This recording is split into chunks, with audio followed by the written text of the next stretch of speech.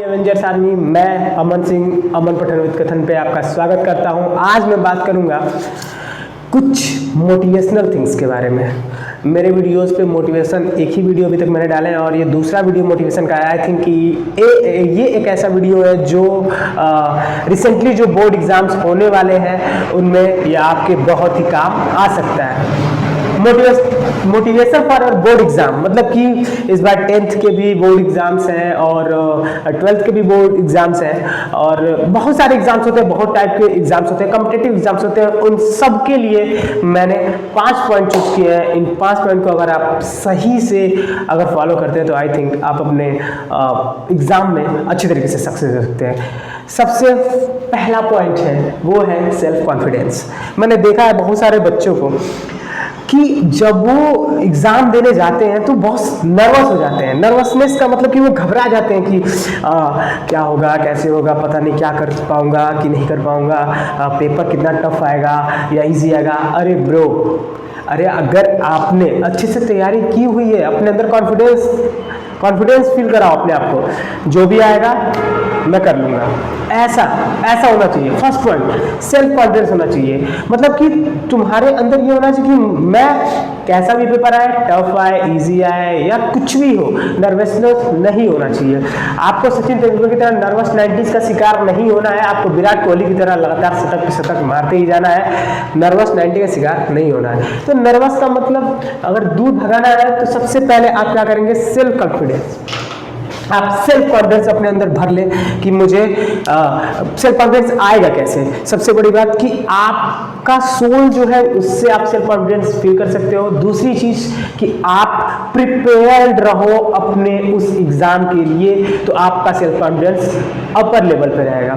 तो इसलिए board exam पे जो भी बच्चे पेपर देने वाले हैं वो अपने आप को पूरी तरीके से प्रिपेयर कर ले। और अगर आप प्रिपरेशन आपकी बहुत तगड़ी है तो आपका सेल्फ कॉन्फिडेंस हाईएस्ट पीक पे होगा, एकदम मतलब अपर लेवल पे होगा और आपको एग्जाम में बैठने से कोई डर फील नहीं होगा। आते हैं second point, no discussion after exam. देखो भाई, बहुत सारे बच्चों को मैंने देखा है, मैंने भी ऐसा किया है। जब एग्जाम हो जाते हैं तो आप डिस्कशन क्यों करते हो कि यार ये आंसर आया कि नहीं आया, ये आंसर। और जब आप वो डिस्कशन कर लेते हो और जब आपको बाद में ये फील होता है कि अरे यार मेरा तो गलत हो गया, जब आप 2-3 लोगों से मैच कराते हो, ब्रो डिस्कशन मत करो। अगर आप वो डिस्कशन करते हो तो वो आप पे बर्डन, वो आप पे टेंशन हो जाएगा और उस टेंशन की वजह से आपका नेक्स्ट एग्जाम भी जो है वो भी इफेक्ट पड़ सकता है, उस पर भी इफेक्ट पड़ सकता है। तो आई थिंक कि ये जो मैंने पॉइंट किया है, आई थिंक आपको अपने एग्जाम के बाद किसी से भी डिस्कशन नहीं करना है और आपको अपने नेक्स्ट एग्जाम की तैयारी पूरे मतलब कि अच्छे माइंड से, अच्छे मानसिक तरीके से करना है, अच्छे माइंड से करना है, मतलब कि फ्री होके, फ्री माइंड से करो। यार क्या जरूरत है मतलब कि डिस्कशन करके अपने आप को टेंशन देना के। और वो जब आपको पता चल जाता है कि मेरे 2-3 सवाल गलत हो चुके हैं और 4-4 नंबर गलत हो चुके हैं, तो वो आप पे एक प्रेशर बन जाता है कि पता नहीं क्या होगा, कैसे होगा, पता नहीं मैं उसमें पास हो पाऊंगा नहीं होगा, अच्छे नंबर आएंगे कि नहीं आएंगे। So that is the neglecting point. इसको आप निग्लेक्ट करिए, आप एग्जाम के बाद कहीं भी डिस्कशन ना करिए। थर्ड पॉइंट है सेल्फ डिपेंडेंट। सेल्फ डिपेंडेंट का मतलब आप अपने लाइफ में भी सेल्फ डिपेंडेंट रहो। आप किसी के भी भरोसे ना रहो, कोई भी आपका साथ नहीं देने वाला है, ये मैं या पूरी दुनिया कहती है। तो सेल्फ डिपेंडेंट इस एग्जाम में मैंने क्यों लिखा है, क्योंकि कई सारे बच्चे ऐसे होते हैं जो ये सोच के जाते हैं कि वहाँ पे चीटिंग हो जाएगी, वहाँ पे मेरा दोस्त होगा वो मुझे हेल्प कर देगा। सॉरी, ऐसा नहीं होता है। आपको सेल्फ डिपेंडेंट नहीं रहना है। आपको अपना जितना आए उतना ही आपको रखना है, उससे ज़्यादा आपको नहीं रखना है। आपको सेल्फ डिपेंडेंट होना। सेल्फ डिपेंडेंट का मतलब होगा ये कि आप पढ़ के जाओ, अच्छे से जाओ और आपको ये पता होना चाहिए कि मैं जितना करूँगा अपने मन से करूँगा, मुझे किसी के हेल्प की ज़रूरत बिल्कुल नहीं है। अगला इंप्रेशन। इंप्रेशन को हम कह सकते हैं एक शब्दों में, first impression is last impression. Impression का मतलब ये होगा कि जब आप लिखते हो कॉपी में आपके लिखावट और आपके लिखने के तरीके का क्या प्रभाव पड़ता है, आपके एग्जामिनर जो उसको चेक कर रहा है उस पर क्या प्रभाव पड़ता है। और वो लिखने का तरीका पे भी मैं एक वीडियो बना दूंगा कि कैसे लिखा जाता है बोर्ड के एग्जाम में, क्या क्या चीज़ें हमें वहाँ पे मायने रखती हैं कि हम कैसे लिखें और क्या क्या लिखें जिससे हमारे जो कॉपी चेक कर रहा है जो व्यक्ति, उस पर इम्प्रेशन आप कैसे डाल सकें। Because of first impression is last impression.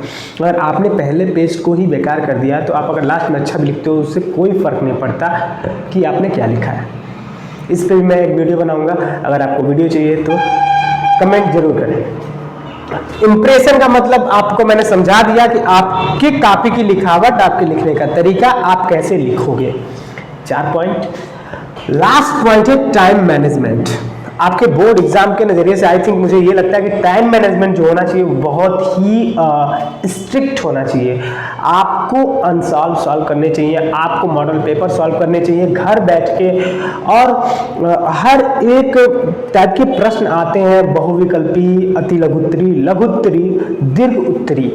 तो आपको ये फिक्स करना है कि मुझे किस क्वेश्चन को कितना समय देना है। मेरे पास 3 घंटे 15 मिनट, इसको अगर हम मिनट में कन्वर्ट करें तो वो लगभग मिल के हो जाते हैं आपके 195 मिनट, जिसमें से मुझे 15 मिनट तो मुझे पेपर को पढ़ने समझने में ही लग जाएंगे। ऊपर से आपको सिग्नेचर करना, अटेंडेंस देना, टीचर आके साइन करेगा आपकी कॉपी को, तो उसमें आपके पूरे मिला जुला के मतलब 20 मिनट 25 मिनट आपके पूरे जाने ही जाने हैं।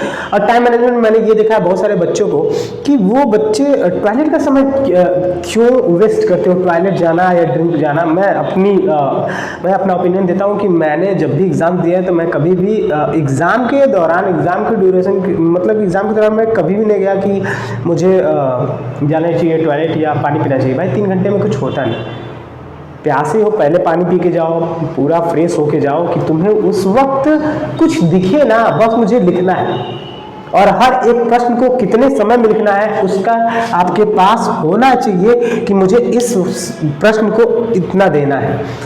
इस पे भी एक वीडियो है कि टाइम को कैसे बचाएं और टाइम को कैसे मैनेज करें, तो इसका एक और मैं पार्ट बना दूंगा। और यही सारे जो 5 पॉइंट है, यही आपके मोटिवेशन में आई थिंक, मेरे ओपिनियन में ये बहुत ही आपके काम आने वाले हैं। Thank you.